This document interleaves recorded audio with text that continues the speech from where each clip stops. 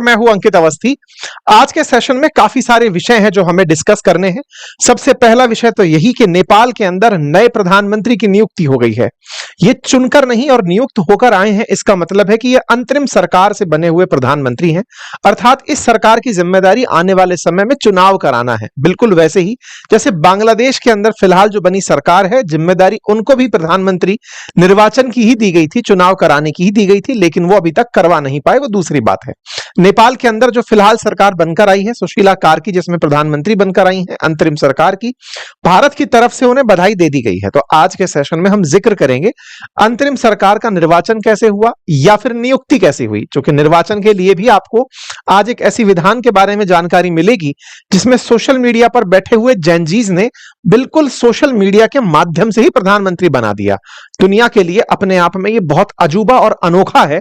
हमारे पड़ोसी देश नेपाल ने, जहां सोशल मीडिया बैन से शुरू हुई क्रांति करप्शन को खोलने के रूप में निकलकर आई, सत्तारूढ़ दलों को भगाया गया, बेदखल किया गया, सरकारें गिरा दी गई, प्रधानमंत्री जैसे लोगों को पद छोड़कर भागना पड़ा, उन्हीं जेनजीज ने सोशल मीडिया की मदद से ही प्रधानमंत्री बना दिया। जो प्रधानमंत्री बनाए गए हैं, इनका निर्वाचन ना ईवीएम से हुआ ना वोट पत्र से हुआ, यहां पर निर्वाचन का एक एप्लीकेशन यूज किया गया। आज उसका भी हम आपके साथ जिक्र करेंगे। आज हम जिक्र करेंगे कि किस तरह सुशीला कार्की को एक हाईजैकर के साथ जोड़कर देखा जाता है, क्यों इनके पति को हाईजैकर कहा जाता है। साथ ही साथ आज के सेशन में जिक्र करेंगे कि जेनजीज ने भविष्य के लिए क्या रास्ता अपनाया है, किस तरह से वो नेपाल को आगे देखना चाहते हैं। और हां, आंदोलन के चेहरे रहे बालेन शाह कहां हैं, वो सरकार में साथ क्यों नहीं आए। और तो और बांग्लादेश की तरह जैसे वहां पर जब यूथ क्रांति हुई तो वहां पर यूसुफ सरकार के साथ में, मोहम्मद यूनुस के साथ में बैठ करके लोग जो दिखाई दिए थे, वो यहां पर दिखाई क्यों नहीं दे रहे हैं। क्या यहां पर जेनजी सरकार नहीं संभालेंगे? तमाम प्रश्नों का जवाब आज के सेशन में हम आपके साथ साझा करने जा रहे हैं। आपने जो तस्वीरें नेपाल की देखी थी कुछ समय पहले, अब वो साफ होने लगी हैं। जिस संसद को आग के हवाले किया गया था, अब वहीं के लिए चुनाव के लिए सरकार की नियुक्ति हो चुकी है। गहरे अंधियारे से अब नेपाल में नई सरकार की तरफ का रास्ता चल पड़ा है। केपी शर्मा ओली पद से जब छोड़कर भागे थे, हमने उस पर सेशन किया था, प्रोटेस्ट पर भी सेशन हुआ था, पीएम के जाने पर भी सेशन हुआ था। अब नए पीएम के शपथ ग्रहण समारोह का, सुशीला कार्की के शपथ ग्रहण समारोह का भी हम आपके साथ जिक्र कर रहे हैं। आप हैं नेपाल की नई प्रधानमंत्री, अंतरिम सरकार की प्रधानमंत्री सुशीला कार्की। आप पूर्व में चीफ जस्टिस ऑफ नेपाल रह चुकी हैं। चीफ जस्टिस से लेकर अब तक आप जनता के दिमाग में कैसे छाई रही, ये आज के विषय में चर्चा का विषय बना रहेगा। नेपाल के अंदर फिलहाल नेपाल की जो सुर्खियां हैं, वो पूरे देश भर में कुछ इस तरह की से हेडलाइंस बनी हुई हैं कि सुशीला कार्की कौन है, इनका भारत से संबंध क्या है। क्योंकि कहा जा रहा है कि आप बनारस हिंदू यूनिवर्सिटी से पढ़ी हुई हैं और भारत के प्रति बड़ा ही सॉफ्ट नजरिया रखती हैं, इसलिए हेडलाइंस हैं बीएचयू एलुमना सुशीला कार्की, मतलब भारत के बीएचयू से पढ़ी हुई जो महिला हैं वो नेपाल की प्रधानमंत्री बन रही हैं। इससे भारत के प्रति इनके मन में जो भाव है, वो भारतीयों के अंदर नेपाल के साथ सुधरते हुए रिश्तों की पहचान के रूप में देखा जा रहा है। साथ ही साथ में सुशीला कार्की को भारत की तरफ से भी बधाइयां दे दी गई। यहां पर राष्ट्रपति की तरफ से, भारत की तरफ से तमाम बधाइयां हुई। ये तस्वीरें आपके सामने है जिसमें आप जब अंतरिम सरकार की शपथ ले लेती हैं, फिर अपने पद से जब यहां से निकलती हैं, उसकी तस्वीरें दिखाई जाती हैं। सुशीला कार्की के बारे में थोड़ा सा हम डिटेल में चर्चा और कर लेते हैं। साथियों, आपका जन्म 7 जून 1952 को हुआ। आप सुशीला कार्की जो हैं, जूरिस्ट, ऑथर और पॉलिटिशियन के रूप में जानी जाती हैं। आप नेपाल में 2016 से 2017 के बीच में हाई कोर्ट की चीफ जस्टिस रह चुकी हैं। आपकी शुरुआती जो पढ़ाई है, मतलब जन्म इनका क्षेत्रीय परिवार में हुआ, आप सबसे बड़ी थी अपने परिवार के 7 बच्चों में। आपकी बैचलर डिग्री पॉलिटिकल साइंस के अंदर Banaras Hindu masters degree political science के अंदर बीएचयू से हुई, और जो बैचलर डिग्री है वो लॉ के अंदर त्रिभुवन यूनिवर्सिटी से हुई थी। सुशीला कार्की के बारे में बीएचयू से पॉलिटिकल साइंस में मास्टर्स और जन्म से जुड़ी जानकारी हमने आपको दी। कहा जाता है 2017 में संसद में इनके खिलाफ महाभियोग लाया गया था। एक और जानकारी मैं यहां पर आपको बताना चाहूंगा कि जो इनके पति हैं दुर्गा प्रसाद सुवेदी, वो नेपाली कांग्रेस से जुड़े हुए हैं। इनके पति की चर्चा नेपाल में हाईजैकर के रूप में होती है। उसकी भी एक गजब स्टोरी है, वो भी मैं आपसे डिस्कस करूंगा। इनके कुछ ऐसे डिसीजंस हैं जिन्हें याद रखा जाता है। इनकी पर्सनल लाइफ में जो दुर्गा प्रसाद सुवेदी हैं, जो मेंबर हैं youth wing leader Nepali Congress के लंबे समय से 1973 में। असल मायने में क्या है कि 1973 के अंदर रॉयल नेपाल एयरलाइंस का एक विमान DHC-6 उसको हाईजैक हुआ था। वो जो हाईजैक था वो इनके पति के द्वारा किया गया था।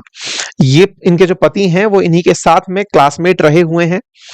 दुर्गा प्रसाद सुवेदी फिलहाल 70 वर्ष के हैं और नेपाल में हाईजैकर के नाम से जाने जाते हैं। अब आप पूछेंगे कि एक हाईजैकर को इतना सम्मान क्यों? इसके पीछे की जो कहानी है वो नेपाल के आज को दर्शाती है। असल में सुशीला कार्की के जो पति हैं उन्होंने राजशाही को हटाकर लोकतंत्र की स्थापना के लिए जो लोकतांत्रिक आंदोलन चल रहे थे उनको फंड करने के लिए हाईजैक किया था। मतलब एक तरह से ऐसा हाईजैक जिसके पीछे का उद्देश्य लोकतंत्र की बहाली था। अब ये कैसे हुआ? 1970 के दशक की बात है। उस समय जब ये जो इनके पति हैं दुर्गा प्रसाद सुवेदी, ये 27 साल के हुआ करते थे। दुर्गा ने नेपाली कांग्रेस के लोकतंत्र समर्थक आंदोलन को फंड करना था। उसके लिए उन्होंने रॉयल नेपाल एयरलाइंस के एक विमान को हाईजैक कर लिया। उन्होंने इस विमान को बिहार के फोर्ब्सगंज में उतारा और उसमें रखे हुए 30 लाख रुपए जो कि भारतीय मुद्रा में थे, जिसकी आज की कीमत 30 करोड़ रुपए के आसपास है, उसको वहां से निकाल दिया। इसके बाद दुर्गा गुमनामी में चले गए और एक सादगी भरा जीवन बिताने लगे। इसके ऊपर बकायदा विकिपीडिया पर एक पेज भी बना हुआ है। इनके पति के द्वारा किया गया ये जो हाईजैक था, इससे नेपाल के अंदर लोकतंत्र समर्थक आंदोलन को फंड किया गया, क्योंकि नेपाल में राजशाही हुआ करती थी। राजशाही चली गई, उसके बाद में यहां पर लोकतंत्र के रूप में जनता का शासन आया। हालांकि उस जनता के शासन ने लगातार बदलती हुई सरकारें ही देखी हैं, स्थिर सरकार नेपाल को अभी तक नहीं मिली है। लेकिन हाँ, इनका जो आंदोलन था वो राजशाही को हटाने में बड़ा काम आया था। ये वो जहाज है जिसको कि हाईजैक किया गया था। बात की जाए सुशीला कार्की के बारे में, तो सुशीला कार्की भारत और नेपाल के मजबूत संबंधों की पक्षधर रही हैं। आपने फिलहाल अंतरिम सरकार के मुखिया के रूप में शपथ ली है। नेपाल के संविधान में धारा 61 के अनुसार अंतरिम सरकार का प्रमुख नियुक्त किया जाता है। नेपाल के संविधान के अंदर सरकार का गठन आर्टिकल 76 के मुताबिक होता है, लेकिन कार्की को आर्टिकल 61 के तहत नियुक्त किया गया है। अर्थात प्रधानमंत्री का जो नियुक्ति है वो जिस आर्टिकल से होती है उससे इनकी नियुक्ति नहीं हुई है। इनकी नियुक्ति आर्टिकल 61 के तहत हुई है अकॉर्डिंग टू नेपाली कॉन्स्टिट्यूशन। अर्थात ये अंतरिम सरकार की मुखिया रहेंगी। इसका काम ही केवल इलेक्शन करवाना रहेगा। इनके पास नेपाल के सारे मंत्रालय रहेंगे। नेक्स्ट 6 मंथ के अंदर इन्हें नेपाल में कैसे सुचारू तरीके से शासन चलाया जाए और फ्री एंड फेयर इलेक्शन करवा दिए जाएं, इसी जिम्मेदारी के साथ इन्हें अपने पद को चलाते हुए चलना है। जिस तरह से आप नेपाल के अंदर आर्टिकल्स की चर्चा कर रहे हैं, ऐसे ही भारत के संविधान में भी प्रधानमंत्री, निर्वाचन प्रणाली, राष्ट्रपति, इन सब के आर्टिकल मेंशन्ड हैं। तभी जाकर हम संविधान से चलने वाले देश बने हैं। नेपाल में पहली बार ऐसा नहीं है कि कोई व्यक्ति अंतरिम प्रधानमंत्री बना हो। इनसे पहले भी 2013 में ऐसे ही एक मुख्य न्यायाधीश जिनका नाम खिलराज रेग्मी था, उनके नेतृत्व में भी ऐसी ही एक सरकार बन चुकी थी। ठीक है साहब, जैन जी ने सुशीला कार्की को प्रधानमंत्री तो बना लिया, अंतरिम सरकार का मुखिया तो बना लिया, लेकिन वो पसंद नहीं थी इनकी। पसंद कौन था? पसंद थे इनके बालेन शाह। बालेन शाह कौन है? काठमांडू के मेयर। बालेन शाह को लेकर के युवाओं में क्रेज है। कहा जाता है कि उन्हीं के दिखाए रास्ते पर चलते हुए नेपाल के जैन जी ने इतना बड़ा काम कर दिया। जब बालेन शाह को जब प्रधानमंत्री के रूप में लोग देखना चाहते थे, तो बालेन शाह क्यों नहीं प्रधानमंत्री बने, इसके पीछे की भी एक कहानी बताई जाती है। कहा जाता है कि बालेन शाह इस 6 महीने के लिए प्रधानमंत्री नहीं बनना चाहते। वो चाहते हैं कि जब वो पूरी तरह निर्वाचित होकर के आए तो वो देश को अच्छे से दिशा दिखा पाएंगे। इस 6 महीने की सरकार का तो काम केवल इलेक्शन को फ्री एंड फेयर तरीके से कराना है। अगर वो इस 6 महीने में कहीं फेल मार गए तो भविष्य के लिए प्रधानमंत्री की दावेदारी से और छूट जाएंगे। लेकिन अगर सुशीला कार्की इलेक्शन कराने में विश्वास कर गई तो बालेन शाह इन 6 महीने में पूरे नेपाल में अपने समर्थन में लोगों को जुटा लेंगे और नेपाल के इलेक्शन में बेहतर तरीके से कंट्रीब्यूट कर जाएंगे। इस समय पर नेपाल के अंदर जैन जी की एक एडवाइजरी कमेटी रहेगी जो सुशीला कार्की को लगातार एडवाइस देती रहेगी। यहां पर एडवाइजरी का काम जैन जी की सभा करेगी। उन्होंने कोई भी पद नहीं लिया है, लेकिन बालेन शाह लगातार युवाओं के बलिदान को याद करते हुए अपने फेसबुक पेज से लगातार मैसेज कर रहे हैं, उन्हें मोटिवेट कर रहे हैं कि आज आपकी वजह से नेपाल को यह दिन देखने को मिला है। बालेन शाह का अभी फ्यूचर बहुत ब्राइट है, 35 साल की एज है, काठमांडू के फिलहाल मेयर बने हुए हैं और ऐसे में भविष्य के लिए अगर जैन जी इनके साथ रहते हैं तो आने वाला समय इनके लिए बड़ा ही कारगर रहेगा। इंटरेस्टिंग एक कहानी और भी है। कहते हैं कि सुशीला कार्की की जो नियुक्ति है वो आसान नहीं थी, दिक्कतें बहुत सी आ रही थी और बहुत सी दिक्कतों में सबसे बड़ी दिक्कत थी कि राष्ट्रपति इनके नाम के लिए तैयार ही नहीं हो रहे थे। इसके लिए जैनजीज का जो ग्रुप था उन्होंने बकायदा जो आर्मी के हेड हैं, ब्रिगेडियर जनरल जो हैं, उनको फोन करके कहा कि यदि प्राइम मिनिस्टर नियुक्त नहीं हुआ आज मध्य रात्रि 12 बजे तक तो फिर अगला जो अटैक है वो राष्ट्रपति के ऊपर ही होगा। ऐसा कह के इन्होंने अपनी शर्त पर ये हामी नेपाल करके जो समूह है उसके जो हेड हैं वो आपको यहां वीडियो में दिखाई दे रहे हैं और फोन पर ये उनको फोन पर कहते हुए दिखाई पड़ रहे हैं कि या तो बात 12 बजे तक हमारी बात मान जाओ, अदरवाइज ऐसा नहीं होगा। अब मुसीबत ये थी कि जैनजीज ने अल्टीमेटम तो दे दिया, लेकिन किसी एक नाम पर सहमति कैसे बने, क्योंकि सब तरफ से अलग अलग नाम निकल कर आ रहे थे। इसी बीच में एक एप्लीकेशन का जिक्र आता है, नाम इसका डिस्कॉर्ड है। इंटरेस्टिंग हुआ साथियों, नेपाल के अंदर डिस्कॉर्ड नाम के एप्लीकेशन पर एक सोशल मीडिया प्लेटफॉर्म पर, जैसे टेलीग्राम होता है, जैसे फेसबुक है, ऐसे ही एक सोशल मीडिया प्लेटफॉर्म डिस्कॉर्ड है। उस पर जैनजीज के द्वारा वोट डाला गया और तय किया गया, ये एप्लीकेशन डिस्कॉर्ड के नाम से जाना जाता है और इस पर हामी नेपाल के द्वारा लगातार अपडेट दिए जा रहे थे कि हम अपनी तरफ से इन्हें प्रधानमंत्री नियुक्त करना चाहते हैं, अगर आप समर्थन में हैं तो समर्थन दीजिए। इस तरह से सुशीला कार्की को यहां पर 3833 वोट मिले। एक तरीके से जो सोशल मीडिया के इन्फ्लुएंसर्स थे या फिर कहिए कि जो डिस्कॉर्ड पर जो सक्रिय लोग थे, उन्होंने सुशीला कार्की को सबसे ज्यादा सक्रिय रूप से भागीदार माना और इसके चलते सुशीला कार्की नेपाल की अंतरिम सरकार की मुखिया बन गई। विचारणीय तथ्य है, एक छोटा सा देश नेपाल जिसने सोशल मीडिया से ना केवल सरकारें पलट दी बल्कि सोशल मीडिया से ही वोट करवा करके अपने लिए प्रधानमंत्री बना लिया। हालांकि यह मॉडल कितना सस्टेनेबल होगा, क्या लोकतंत्र के लिए यह तरीका सही है, क्या यह तरीका सुरक्षित है, यह तो आने वाला समय बताएगा। लेकिन हाँ, आनन फानन में इतने कम समय में अपने लिए सरकार चुनकर नेपाल के जैनजीज ने अपने प्रति लोगों के मन में एक सकारात्मक भाव पैदा किया है। अगर होता तो यहां पर अराजकता की स्थिति पनप सकती थी, नेपाल बहुत ही ज्यादा खंड में बंट सकता था, कई परेशानियां नेपाल को परेशान कर सकती थी। लेकिन नेपाल के युवाओं ने बहुत से कम समय के अंदर 8 तारीख से 12 तारीख के बीच में ही अपने लिए अंतरिम प्रधानमंत्री नियुक्त कर लिया। इसके लिए उनकी तारीफ होती है।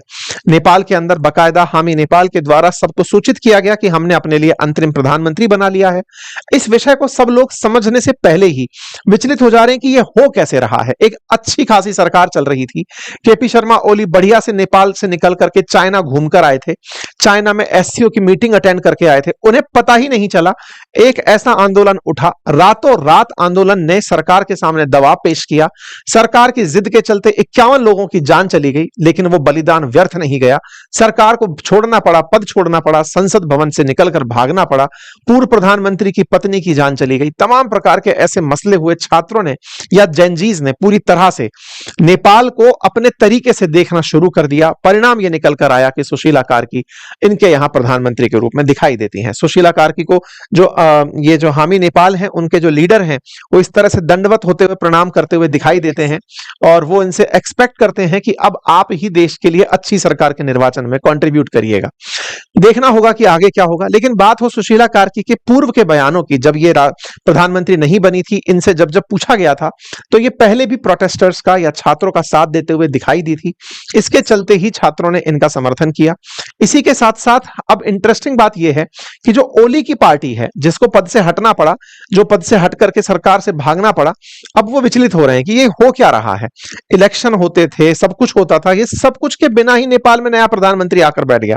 तो अब उनकी पार्टी को आह्वान किया जा रहा है कि सड़कों पर निकलो, विरोध करो। अब देखना होगा कि कहीं नेपाल में आगे संघर्ष ना पनप जाए, कहीं ऐसा ना हो कि नेपाल के अंदर ओली की पार्टी और जो जेनजीज हैं ये आपस में भिड़ जाएं। इस बीच में भारत का क्या स्टैंड है? भारत ने नेपाल की अंतरिम सरकार का समर्थन किया और स्वागत किया है। भारत के एम्बेसडर जो हैं वो जाकर के बाकायदा यहां मिलकर आते हैं। मिनिस्ट्री ऑफ एक्सटर्नल अफेयर की तरफ से शुभकामनाएं जाती हैं। प्रधानमंत्री की तरफ से ट्वीट जाता है कि हम भाई आपको प्रधानमंत्री बनने के रूप में पद ग्रहण करने पर आपको हार्दिक शुभकामनाएं देते हैं। अर्थात भारत ने नया जो सत्ता परिवर्तन हुआ है इसे स्वीकार कर लिया है। भारत ने सुशीला कार्की की सत्ता को वेलकम दे दिया है। सुशीला कार्की के पुराने वीडियोस निकलकर बाहर आ रहे हैं, जिसमें वो भारत के साथ संबंधों के बारे में कहती हैं कि किचन में रखे जो बर्तन होते हैं वो आपस में बजते हैं, लेकिन ये तो साथ रहने की पहचान होते हैं। मतलब भारत के साथ में उनके जो रिश्ते हैं वो बड़े ही पॉजिटिव हैं। इनका ही एक पुराना ट्वीट वायरल हो रहा है जिसमें ये मोदी जी को नमस्कार करती हूं ऐसा कहती हुई दिखाई दे रही हैं। ऐसे में लोगों का कहना है कि ये भारत के इंटरफेरेंस से तो नहीं हो गया है।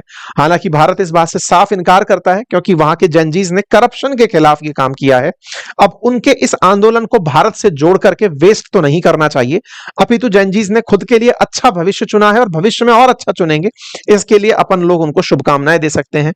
17 साल में 13 प्रधानमंत्री बन चुके हैं। ऐसे में नई सरकार जो 6 महीने बाद बने उसे इस तरह की आगजनी ना देखनी पड़े। नेपाल के अंदर जो हिंसा और प्रदर्शन हुए जिससे हजारों लोग घायल हुए, बहुत सारे लोगों का नुकसान हुआ। नेपाल के अंदर मतलब फैक्ट्री जो होटल इंडस्ट्री है उसको बहुत नुकसान हुआ। एक यहाँ की सबसे बड़ी होटल हुआ करती थी कभी, हिल्टन 5 स्टार होटल के नाम से थी, उसको आग के हवाले कर दिया गया।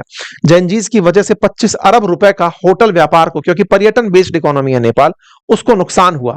नेपाल के अंदर जो समाचार पत्र थे उनके स्टूडियोज को जला दिया गया। तो समाचार पत्र को इस तरह से देखा गया कि बिना लाइट के समाचार सुनाए जा रहे हैं। लेकिन हाँ, जो भी आंदोलन हुआ उसके बाद जेनजीज ने फिर से नेपाल की साफ सफाई को अपने हाथ में लिया, व्यवस्थाओं को सुचारू करने का प्रयास किया। जहां तहां उनकी वजह से दिक्कतें आई थी उन्हें सुधारने का प्रयास शुरू हुआ और इस तरह से जेनजीज नेपाल को पुनः बहाल करने में निकल पड़े। अब देखना यह होगा कि आने वाले समय में नेपाल को नई सरकार कैसे मिलती है, जो भी प्रयास छात्रों के रहे, जेनजीज के रहे, उन्हें सही दिशा कैसे मिलती है। उनके साथ कहीं ऐसा ना हो कि चीट हो जाए। ऐसी हम दुआ करते हैं कि वो अपने लिए एक अच्छी सरकार चुने ताकि हमारे पड़ोसी देश में शांति रहे और देश के साथ में उनका समन्वयपूर्ण व्यवहार रहे। फिलहाल के लिए इतना ही। जानकारी अगर पसंद आई हो तो साथियों के साथ साझा करें। चैनल पर नए हैं तो सब्सक्राइब कर लें। Thank you so much.